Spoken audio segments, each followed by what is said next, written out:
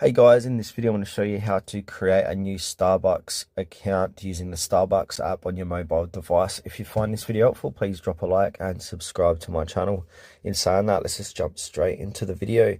Okay, so I'm assuming you've already got the Starbucks app on your device from your Play or App Store. From there, go ahead and open it up. And now you're brought to this page here. So we can skip out of the everything you love about Starbucks and more. So let's click out of that. And now we're back on we can click while using the app. And now from here, there's a sign up or login button. So what we need to do is click on the sign up button to sign up to Starbucks. And now from here, just fill out the information here. So put in your first name, last name, birth date, security, your mobile, email, password. And then we got some preference and terms. So if you like to stay in the loop with Starbucks, click that and make sure you read the terms of use.